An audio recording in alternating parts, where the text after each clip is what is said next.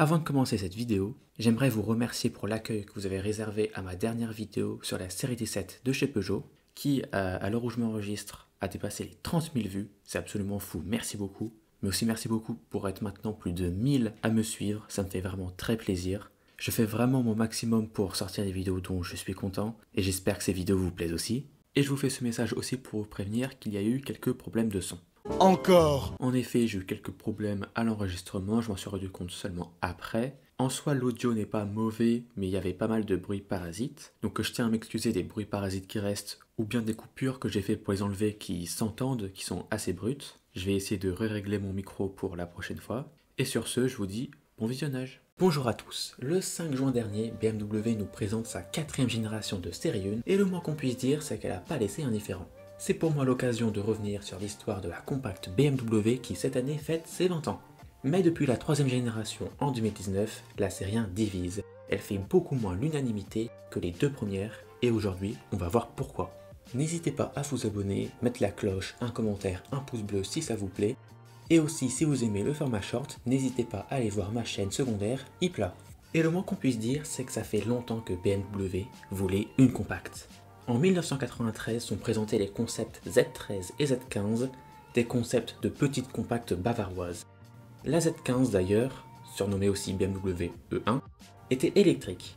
Et oui, c'est la BMW i3 avant l'heure. En 93, c'est aussi l'année où BMW saute le pas et sort sa première compacte de série, la série 3 compacte, ou E36 demi, peut-être pour dire que c'était une demi-E36.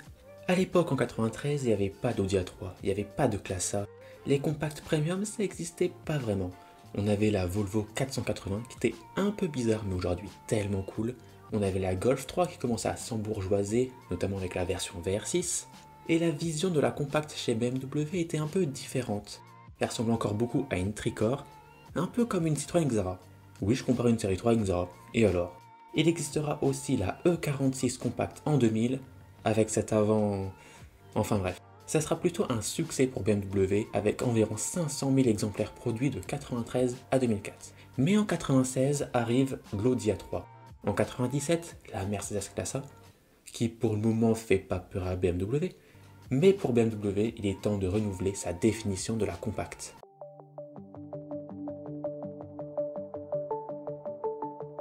En 2004 sort la première série 1, la E87. Niveau design, on est en plein air bangle, que ce soit avec la E65, la E60 et même la future E90, et ce design il s'adapte plutôt bien à une petite voiture. Pas de doute, elle est belle. Et avec son double haricot, ses angel eyes et son long capot, pas de doute, c'est une BMW. Mais belle, elle ne l'est pas que de l'extérieur. Niveau moteur, au-delà des 4 cylindres essence et diesel assez classiques de 115 à 204 chevaux, on retrouvait des 6 cylindres en ligne de la pure tradition BMW, que ce soit 125, 128, 130, 135i, voire 1M, dont on reparlera un petit peu plus tard en détail, de 218 à 340 chevaux. Évidemment, BMW de l'époque oblige, c'est une propulsion. Évidemment, imaginez juste une seconde une série 1 traction, c'est juste impossible. Mais tout n'est pas rose. Deux moteurs ont connu de très gros problèmes de fiabilité. Niveau essence, c'est le N54, le fameux 600 ligne, 3 litres, 306 chevaux. Jusqu'ici, c'est un moteur de rêve. Et ce l'est jusqu'à la panne de la pompe à essence et des deux turbos. Pour le diesel, ce sera le N47 qui sera sur les projecteurs à cause de sa chaîne de distribution qui peut... tout simplement casser. Donc si vous êtes intéressé par une BMW ou une Mini de ces années, ces deux moteurs sont absolument à éviter. Mais cette série 1, elle a aussi eu de nombreuses variantes. On a eu les classiques 3 et 5 portes, mais aussi un coupé et un cabriolet. Mais BMW, ils sont experts dans un domaine un peu comme Honda pour faire des noms de code compliqués pour rien. La 5 portes, c'est la E87. La 3 portes, c'est la E81. Le coupé, c'est le E82. Et le cabriolet, c'est le E88. Enfin bref, la série 1 a donc eu sa déclinaison coupée. Et même avec l'ajout de cette malle, elle reste particulièrement élégante. Et elle sera équipée en haut de gamme 135i d'un 6 cylindres en ligne 306 chevaux. Oui, le N54. Dans une petite voiture, c'est quand même quelque chose 300 chevaux. Mais la série 1 aura aussi sa version cabriolet, dotée d'une capote en toile et pas d'un tour en dur comme la série 3 cabriolet de l'époque. Mais celle qui fait rêver, la série 1 la plus folle qui ait jamais existé, c'est tout simplement la 1M. Véritable mini M3, la plus petite M de l'époque, et c'est pas pour autant qu'elle est calme. Parce que 300 chevaux dans une compacte propulsion apparemment c'était pas assez. Donc cette 1M revoit sa puissance à 340 chevaux. Ouais, comme une M3 E46, à 3 chevaux près. Résultat 0 à 100 en 4 secondes 9, Vmax de 250 km/h limité électroniquement, en gros, elle fait pas semblant. Mais pourquoi il s'appelle 1M? Normalement le M, il est devant le chiffre chez BMW. Et bah tout simplement, et vous l'avez sûrement deviné, c'est pour pas confondre avec la supercar M1 des années 70. La 1M, elle a beau être super et superbe, elle peut pas se permettre de porter le nom de la légendaire supercar bavaroise. La série 1, après son restylage en 2007, s'arrêtera en 2011 après 1,1 million d'exemplaires. Le succès d'une compacte BMW n'est plus approuvé et c'est le début d'une longue histoire.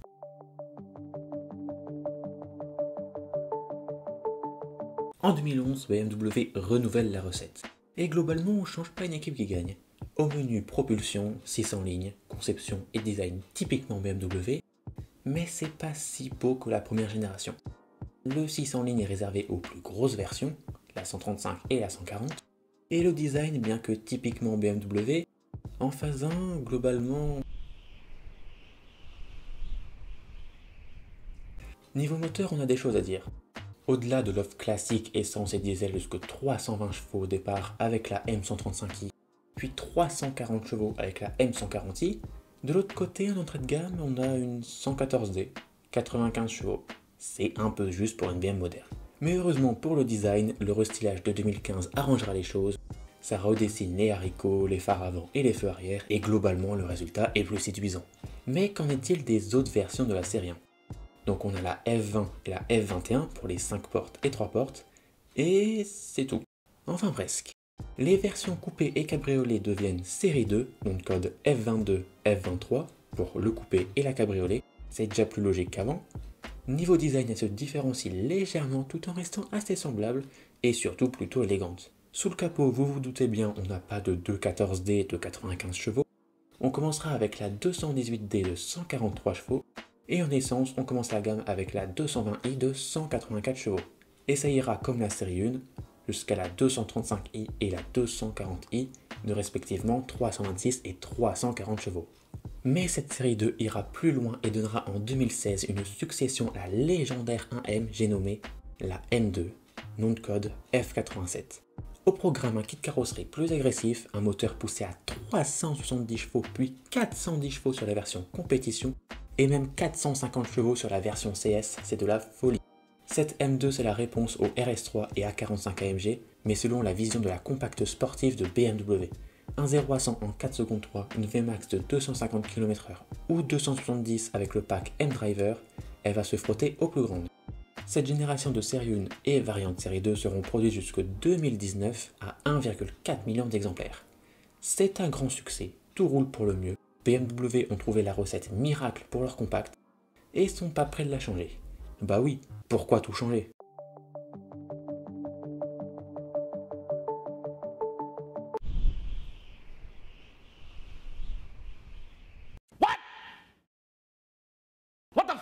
On va maintenant parler des choses qui fâchent. En 2019, BMW renouvelle sa série 1 avec la génération F40. Bon, maintenant les changements. Plus de version 3 portes, plus de 6 cylindres, plus de propulsion, et en plus elle ressemble à ça.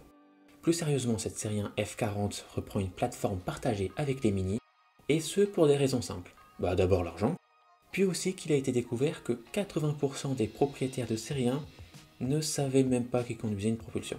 Alors évidemment, on peut être triste de ces décisions, mais on peut comprendre aussi BMW de ne plus vouloir développer des basses propulsions pour des clients qui ne s'en rendent même pas compte. Niveau design, ça divise. Pas à l'arrière, globalement reconnu comme réussi, que je trouve personnellement très joli, mais à l'avant et plus généralement ses proportions étranges, pas comme d'habitude. Le passage à la traction oblige, le design en est impacté. Côté moteur, on n'a plus de 6 cylindres, mais du 4 cylindres, essence comme diesel, mais pas que. Il y a aussi du 3 cylindres.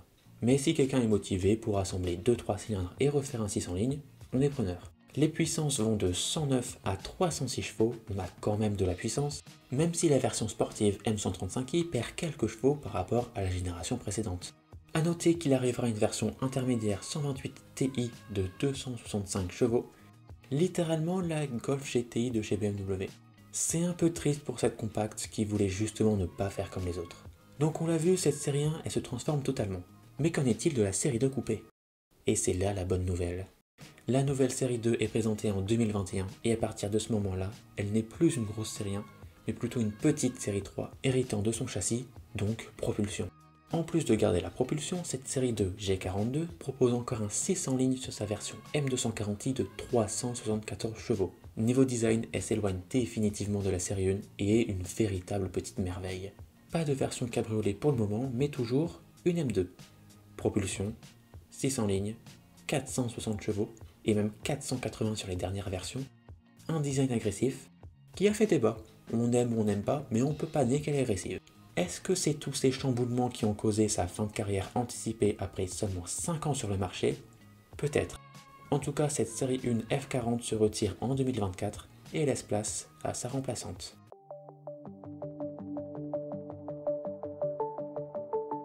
Comme je le disais en introduction, le 5 juin dernier, BMW nous présente sa nouvelle série 1, nom de code F70.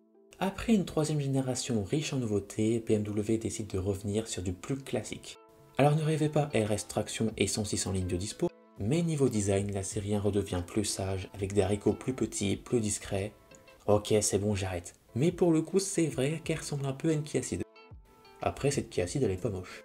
Plus sérieusement, cette série 1 F70 est plus à voir comme un gros restylage. En effet, elle reste sur la même base que l'ancienne, et de profil, mais aussi un peu de l'arrière, on peut y voir quand même pas mal de ressemblances. Finalement, dans les changements, on peut noter qu'elle perd deux choses.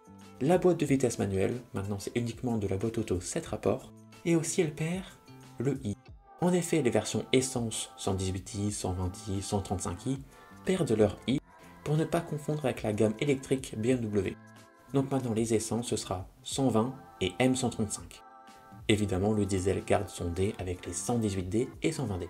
On peut remarquer justement qu'en moteur on a de moins en moins de choix. Maintenant on n'a plus que 2 essences et 2 diesel. Et c'est tout. Peut-être on peut espérer d'autres par la suite. Mais pour le moment, c'est ces moteurs qui sont proposés. Entre 150 et 300 chevaux, la version sportive M135 perd 6 chevaux par rapport à l'ancienne. Elle n'est pas encore en vente au moment où je m'enregistre. À voir ce que l'avenir nous dira si cette série 1 arrivera à plus convaincre les fans que la précédente. Et pour le moment, pas de nouvelle série 2 coupée prévue, n'étant maintenant plus sur la même base. Au final, la série 1, on l'a préféré tous en propulsion et en 6 en ligne, mais il ne faut pas oublier que la majorité de ces véhicules sont vendus dans les plus petites versions à des personnes qui ne recherchent pas la performance ni les sensations particulières BMW. Donc il est compréhensible que la base soit partagée avec les Mini et série 2 Active Tourer. Même si ça fait mal de se dire qu'avec la F20, c'est la dernière compacte propulsion qui disparaît. Est-ce que l'arrivée de l'électrique permettra un retour à la propulsion? Peut-être. Merci à tous d'avoir regardé la vidéo, n'hésitez pas à vous abonner, mettre la cloche, un commentaire, un pouce bleu si ça vous a plu. N'hésitez pas à me dire en commentaire de quelle voiture, quelle marque, quelle histoire vous voulez que je parle. On se retrouve dans une prochaine vidéo, à plus!